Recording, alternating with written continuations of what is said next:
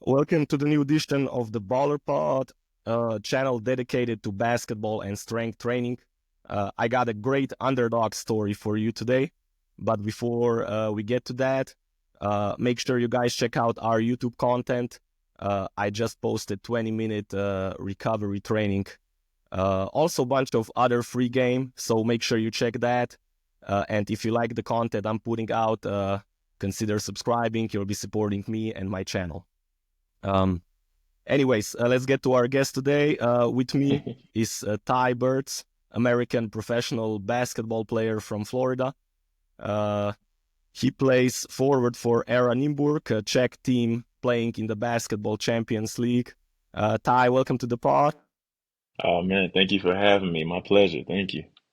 How is season going so far? Man, no complaints, man. Season is going well as a team. We're doing exceptionally well. We're in the round of 16 currently.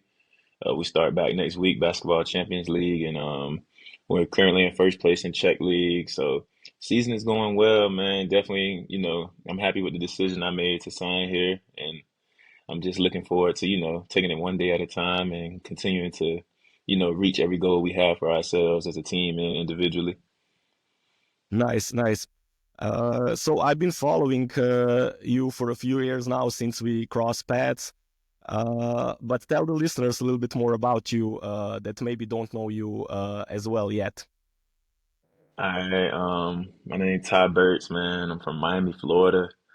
Um, this is my fifth year playing professionally. I went to Baylor University, Division II, smaller school.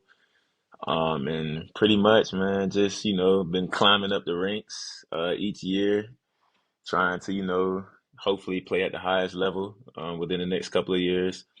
And yeah, man, family-based guy, faith-based guy, man. Um, and shoot, ultimately just a hard worker and just finally starting to see the fruits of my labor as of late. Nice. Can you walk us through your journey a little bit, and I'll let you start where you want. From playing like Okay. Division 2 to making it overseas. Okay. So I'll let you go where you want to start. Okay. So I started off Division II playing at Baylor University. I played there for 2 years. I pretty much my senior year, I pretty much won every accolade you can think of instead of Player of the Year. But I had a great senior year. Um, And, I didn't really know too much about overseas basketball at the time. I mean, I had like a couple friends playing overseas, but I didn't know, I was unaware of the journey and the grind I was going to have to go through to, finally start seeing some success. I would say from there, my rookie year, because my rookie year was 2020, yeah. So September 2020 was my rookie year. I went to Tbilisi, Georgia, small country, very small country. But when I look back at it, I'm grateful I had to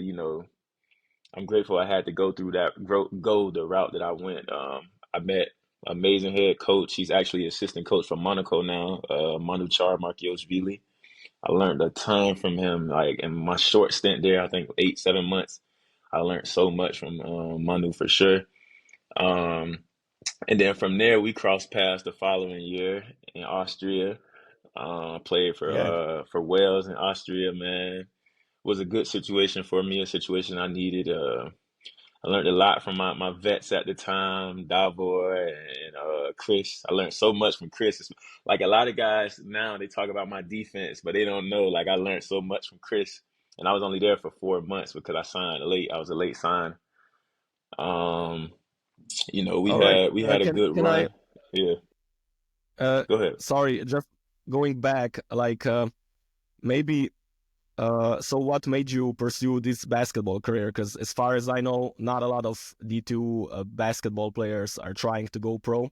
Like what's the decision or what's the path you took? Like what made you do So, that? Yeah. um, well, for starters, like like Barry was a Division II program, but we had a lot of I had a lot of overseas teammates there, and like I had a lot of international teammates, and they all went on to play professionally.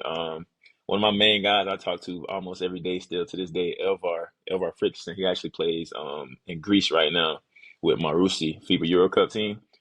But I kind of like I knew I wanted to play professionally, but I also knew I had work to do on my end. Like I needed to, have a great season, especially my senior year. So I think I averaged around like 19-9 my senior year.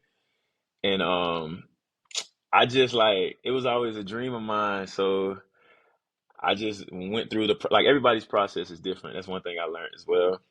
But I was expecting, to, from the hit the ground running, like, okay, I just averaged 19-9. A team in France gonna sign me, baby. Like that's how I thought it worked. But I mean, for me, in my case at least, my route was different. My journey was different. And like I say, my rookie year, I ended up in Tbilisi, Georgia, very small country, but it was good for me, like being able to, see how things work. And like I say, I had a great head coach, who I consider a mentor for myself and who taught me so much about the European game. Like, and so like that was like, in life sometimes we don't want to go through things, but it was something I needed at the time. So Perfect, like, perfect. yeah, I'm Yes. appreciative for sure. So, because I feel like a lot of American players think of overseas basketball as, you know, there's like different levels to it, and you guys sometimes Hmm. don't know. Like overseas basketball can mean you play for Division 2 or like a pro team, but just scraping by, or you can make like hundreds of thousands of dollars in Real Madrid, let's say.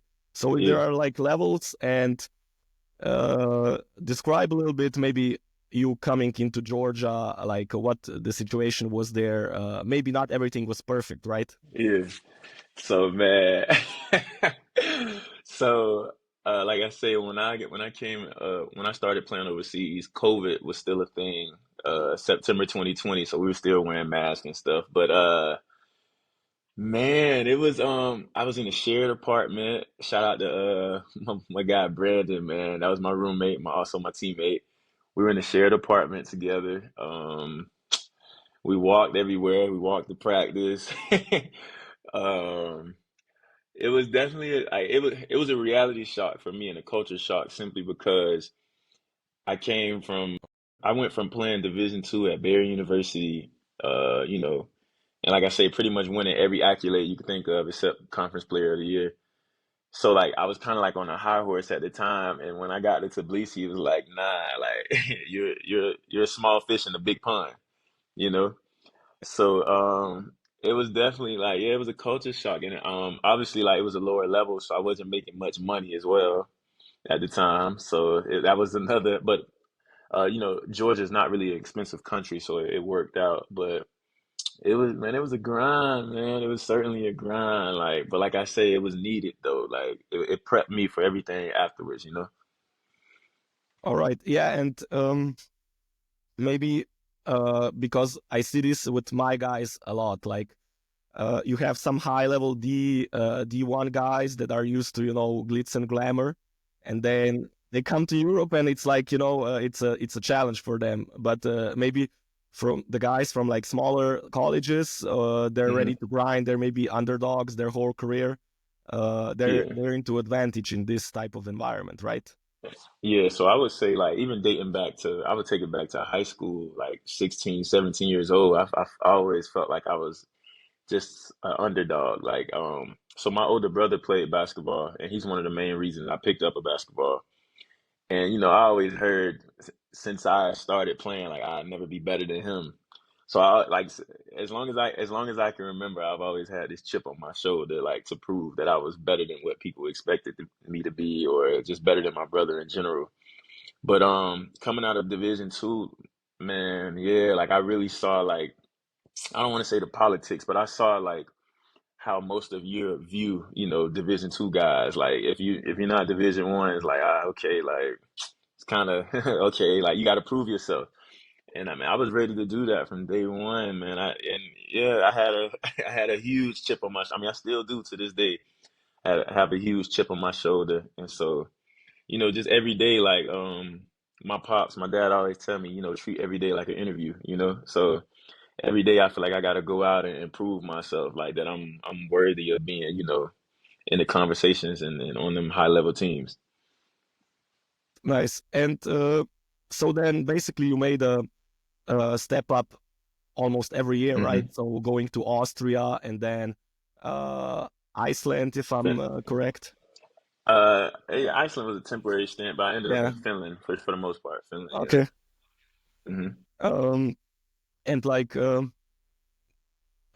would you say like, how did you adapt then to European basketball? Because we all know like US and Europe has like different styles of basketball. Like, Hmm. what was like the differences you notice here compared to the US?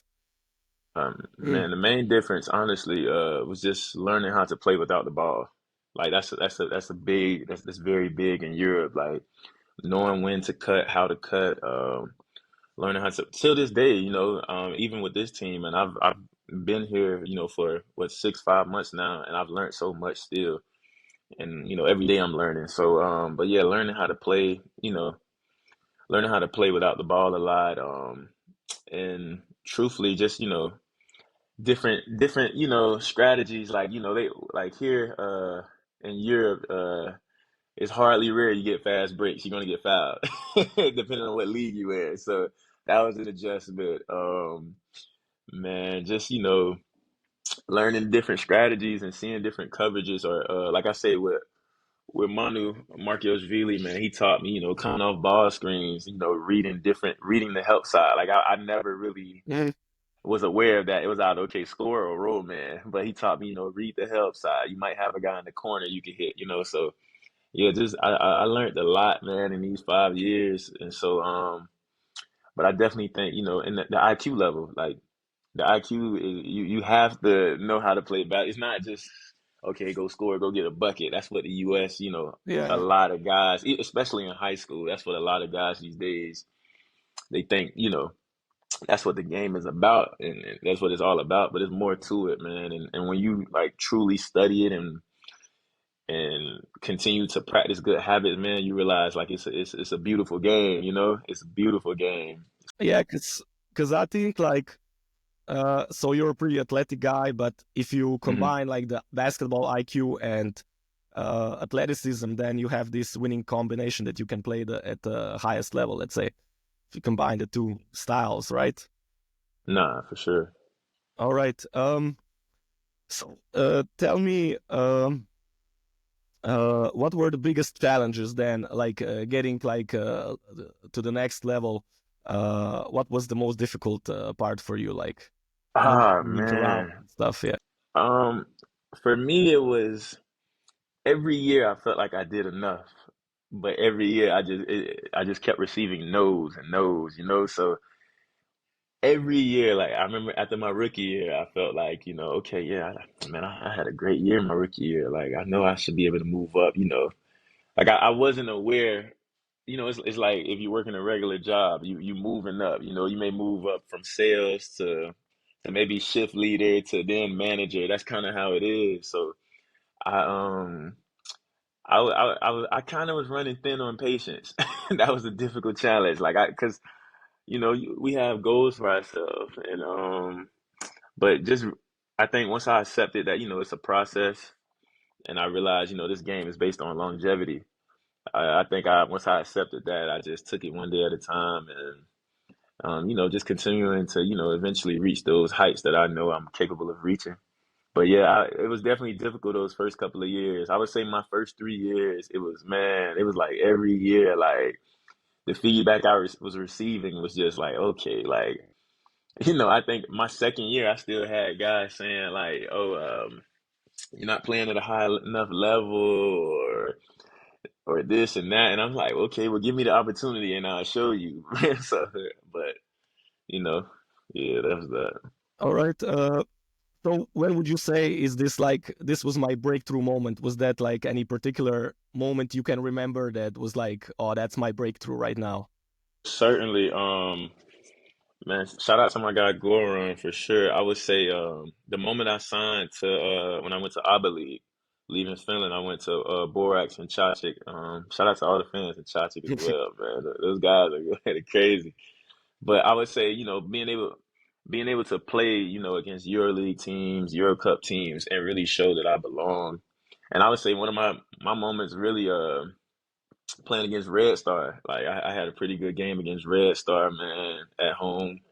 And that's when guys kind of, okay, who is that? Like okay, like and yeah, I kind of that was great for me. And going there, the Serbian style of play, the aggressiveness, that was definitely great for me. Like I definitely feel like that helped my career a bunch. Till this day, I'm appreciative of that journey. I mean, it was a grind. It wasn't easy. Mhm. Certainly wasn't easy, but it was worth it. It was definitely worth it. So I would say that was my breakthrough moment for sure. Nice, nice. You mentioned Serbia. You got to give me some cool Serbia story. Ah man, memorable Serbian story. I mean, you got to go with the Derby game, Red Star versus Partizan. Man, it's like a religion out there. Like it's different. That's a crazy atmosphere. Like, and I've been to, I'm from Miami, so I've been to plenty Miami Heat games, even playoff games. There's nothing like it. Like there's nothing like it. So I would say, man, that alone, that alone was just crazy atmosphere just to experience. Or even playing against Partizan, they had a good amount of fans in the arena, and just seeing the energy from their fans is crazy, man. Like, good luck to Paris tonight. I know Paris plays Partizan tonight. That's gonna be Yeah. crazy. I know that'll be a crazy atmosphere. All right. So you mentioned like European basketball school, but like from Europe, Serbia is kind of most famous for developing players, like Nikola Hmm. Jokic and bunch of other players from that. But they also have like famous coaches that sometimes can argue with players, or maybe they have like this tough school mentality, like Hmm. so. Tell me a little bit. Did you have like this experience, or you don't mind being coaching that way, or what was that Oh for you? yeah. Yeah, so I mean, for me, I mean, my dad, when I first started playing basketball, my dad was my coach and he coached me pretty hard. But I would say my coach, Coach Dayon, man, shout out to him as well. He was definitely a tough coach, and he was very demanding as far as, we're gonna practice twice every day.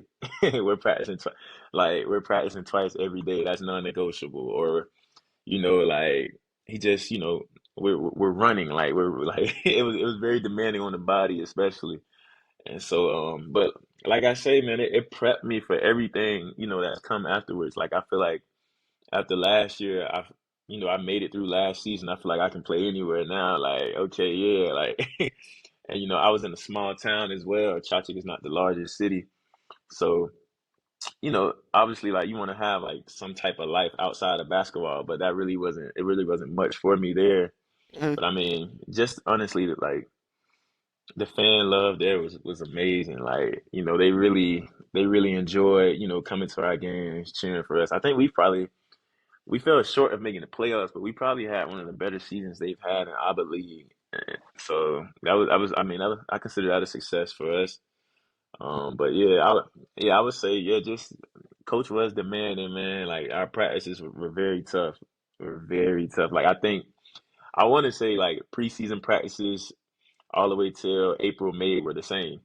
Like nothing changed. Like nothing changed. So, but man, it was needed. That's what was needed at the time. And like I say, I feel like I can handle, pretty much anything or any coaching style at this point.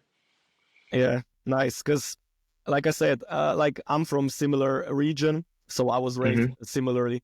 But I would say it's not for everybody. But if you can adapt to that style, I think you can go like levels up in your Yeah, for sure. exactly. And it's so easy to, like, complain about the situation at hand, but once you just accept it and just, like I would tell my American teammates, or all my teammates in Chachik at the time, man, it's light at the end of the tunnel. Like just keep your head down, bro. Like it's light at the end of the tunnel, man. We gonna be good. Like, we make it through this.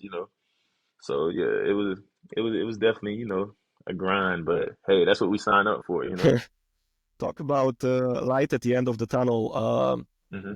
Tell me a little bit about this season. Like, how is it going? And like maybe the situation you're in, it's probably totally different than like first or second season, right? Yeah, so this season, man. I mean, as a Mm. team, I feel like we're doing great. I mean, individually, obviously, like I have like goals of my own that I want to achieve and that I haven't achieved yet. But I know, like I say, light at the end of the tunnel. Like I know I just keep grinding and I get there. Pretty much a different role as well, taking less shots than I'm used to taking. But I'm also guarding the opposing team's point guard. Every team point guard I'm Oh, guarding, really? and I yeah. So and I'm let's say I'm 6'6", give me an inch. I'm a pretty big wing, so I'm guarding the opposing team point guard full court the entire game, full court. So that's definitely been something an adjustment for me. But I feel like I'm just trying to show higher level teams as well that I wherever you need me I can be and I can produce. So, but that's the main thing. Like I said, we're doing great, man. I think we're shocking people across Europe, but I feel like throughout preseason we kind of knew that we had a special group. And most importantly, like we're all cherishing these moments because you don't get this every year. A group that's so close and just that bonds and everything clicks. So it's definitely something we want to continue to embrace, Yeah. for instance. So yeah. Mm. So, but how is like playing basically two different competitions, flying across Europe, playing like multiple games a week? Ah man, it could be demanding on the body, but that's why we're professionals. We got to take care of our bodies. I mean, I was out for like I've been out. I've set out a couple games so far. Um, but it's definitely, I want to say a crazy trip we had. Like we'll travel that Monday, play Tuesday, leave on Wednesday.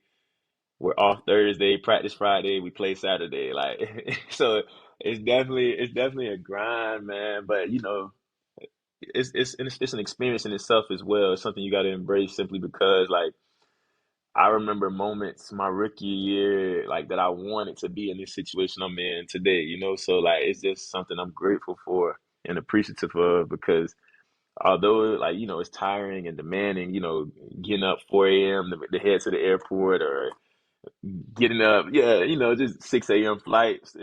It's just, man, it's what comes with the territory, man. It's why you do what you do.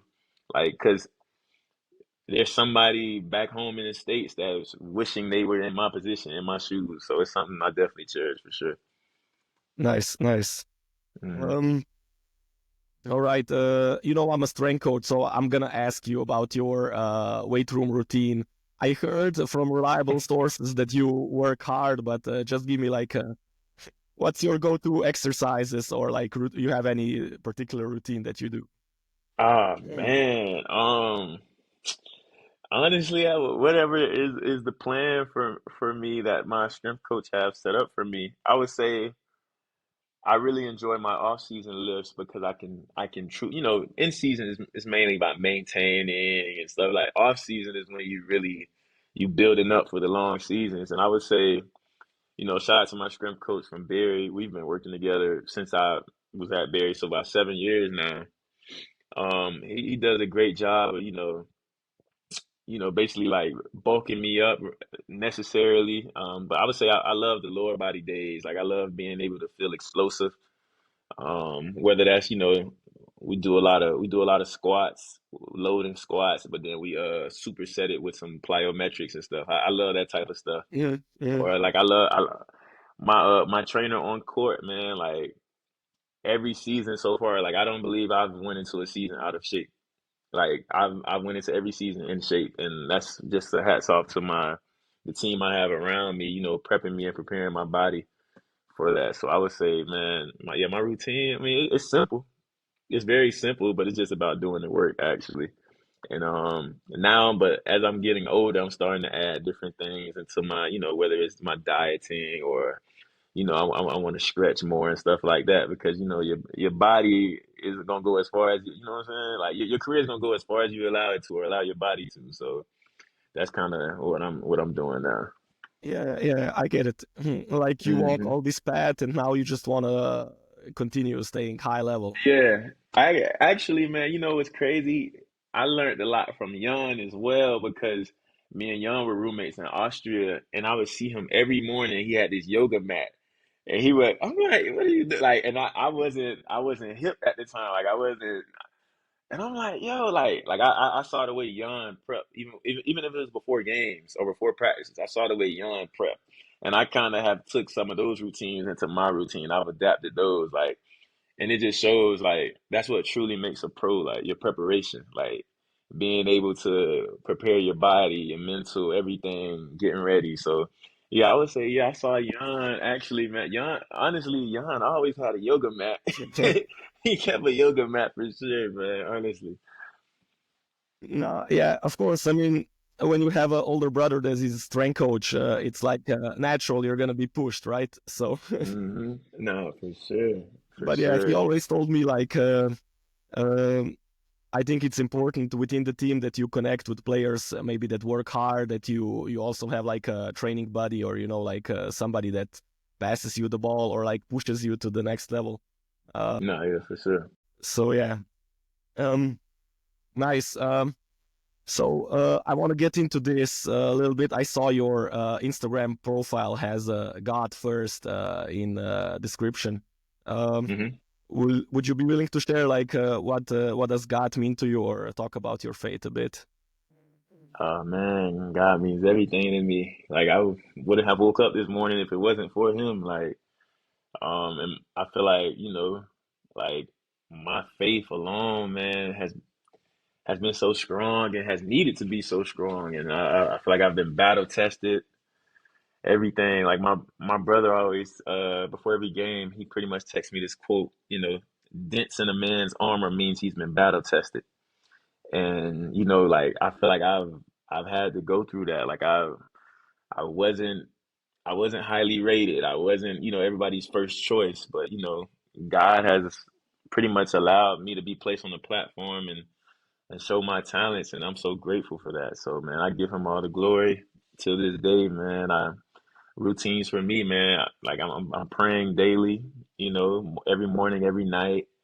On Sundays, I watch church service back home. So yeah, God is everything for me, man. Like that's definitely something, or he's definitely something I put first for sure before everything, honestly. Nice, because Hmm. what I noticed, like, so I've been here in the pros for 2 years now, full time. A lot of, especially American guys, are like, uh, we talk about like faith sometimes about God. I see they're like religious, but it was also Hmm. experience for me, like being here, like abroad. You come Hmm. home, like there's not a lot of voices here, so you gotta find your, like kind of like inner strength Hmm. and in the like in the darkest moments, at least to me also it gave me like a strength to rely on something that is not like physical and that everything's gonna be all right.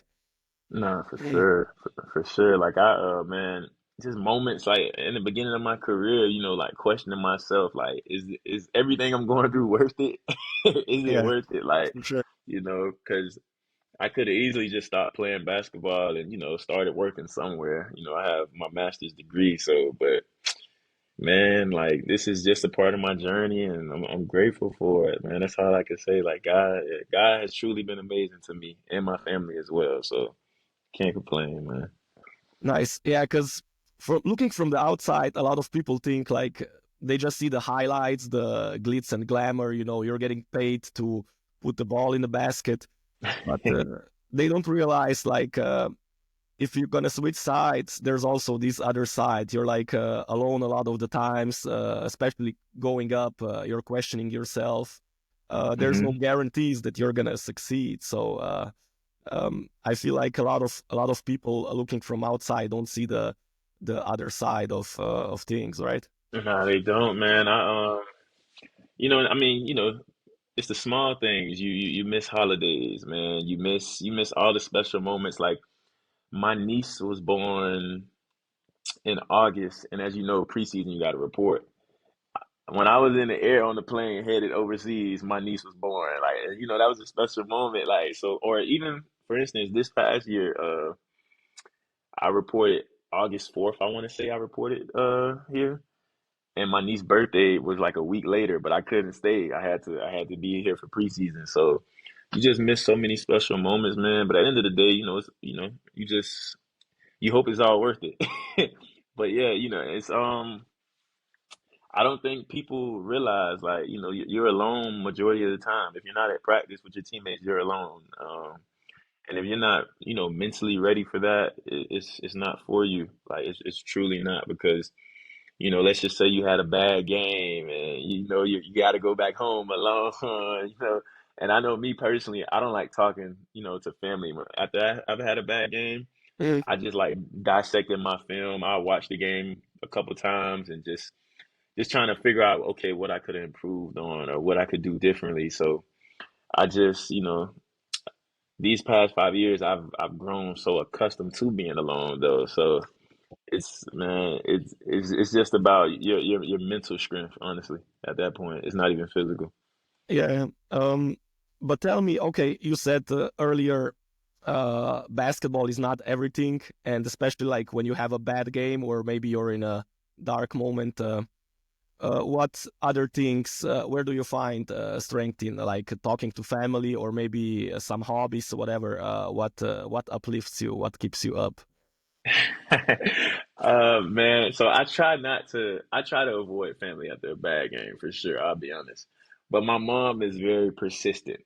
So once I finally like answer the phone, man, talking to my family, or they're like FaceTime me and I see my niece or something, I just forget about it. Like, okay, yeah, on to the next. And then, yeah, that's pretty much it. Or like I talk to some friends back home, and, like I have a couple of best friends or like my trainer. They hold me very accountable. Because you always want to have a set standard for yourself. But yeah, I would say, man, my dad, they kind of get me to brush it off. Like, you had one bad game, so what? Like, just make sure it doesn't happen 2 times in a row. So that's kind of the way I go about those days. Yeah, yeah. I mean, good Hmm thing about playing basically every week. You got next chance is just around the corner, right? Exactly. You have no time to sit and mope around like because you got another opponent. You have another opponent that's coming in, and obviously they want to win. So you got to bounce back fast, man, for sure. All right. I got a few closing ones here. Do you have like out of all the places that you played, do you have a favorite one, or maybe like do you have like special categories for each place you have been? Ah, man.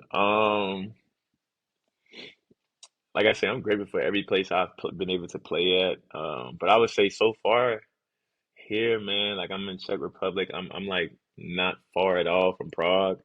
I'm driving distance, so and that's an amazing city. Like I heard the stories about it from like guys that play here or other friends.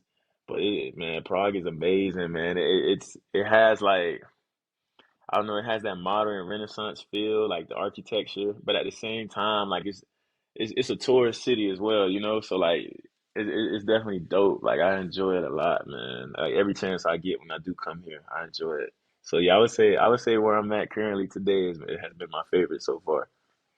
Perfect, perfect. Hmm Um, now, uh, as you're getting older, of course, there's a lot of younger guys that are coming to Europe. You probably have some younger dudes that you are in contact with. Do you hmm have like any advice for guys from like smaller programs that wanna play professionally or that wanna make it? Man, honestly, man, I would say just stay grounded, stay level-headed, man, and but stay consistent and disciplined as well. Like I feel like that's been the root of my success as well. Just my consistency and my discipline. Um, that'll take you very far. And for, small time, Division 2 guys, unless you are on somebody draft boards, I would say picking an agent plays a major role. Like you want a solid agency. And that's one thing I've had to learn as well throughout my 5 years. Like I could do as much as I can on the court, but at the same time, you do need some representation that's gonna help. So I would say that's definitely crucial, man. So yeah, just staying consistent and disciplined and making sure you have solid representation that's gonna be there with you through the ups and downs. because you can't. There's no running from it. Those things are going to happen. Yeah, yeah, that's a great one. Hmm. Yeah, underrated Yeah. for sure. Um, Hmm. so looking ahead, do you have like any goals? Let's stay in basketball. Like in the next few years, you want to achieve that you can share with us. Man, definitely. I mean, my ultimate goal, is to play at the highest competition, highest level possible. I mean, with that being EuroLeague, I feel like, I had the chance, like I say, to play against a couple EuroLeague clubs, and I feel like I was able to hold my own each time. So I would definitely say that's definitely become a goal of mine that I plan on reaching very soon. So, I just one day at a time, though, and I'm pretty sure I'll be there. I'll definitely be there soon. Yeah, that's nice. I would love to see you in Olympia. They're like Euro Cup team, but Oh yeah, they're my Cedevita, team from Cedevita. Slovenia. So Ah man, nah, beautiful arena, beautiful arena. That was one of my favorite arenas playing, man, for sure. Yeah, Cedevita, yeah, man, definitely, nice. definitely. Are there any things that you want to accomplish outside the game too? Man, really just probably just building my investment profile more. Just being able to generate multiple streams of income. That's definitely some things I want to get into, and maybe possibly even one day, man, just having my own gym or something like that. So yeah, that's kind of I want to stay around the game as much as possible for sure. Yeah, I And mean yeah, go that ahead. that's for sure a good idea in Florida, right? Exactly, exactly. Everybody needs the beach body, for real. So yeah, man. And honestly, just giving back to the youth of my community. Just being able to be a mentor or a resource that guys can comfortably come to and ask for advice and stuff, for sure. Nice, nice. Well, they say like teaching is the highest level of learning. So, uh, Yeah, for nice. sure, man. Um, well, Tai, it's been like incredible story. Like, thank you for sharing everything. I'm sure like people will get a ton of valuable gems here. Hmm. Um, so thank you for taking your time. I wish you all the best this season and keep going up in the future. Nah, man. Thank you for having me, man. When you reached out to me, it was a no-brainer, man. So thank you. And for sure, like you say, I hope guys, take some gems from this pod, man. For sure, it was definitely great. All right, all right. Thank you. All right, thank you, man. Have a good one.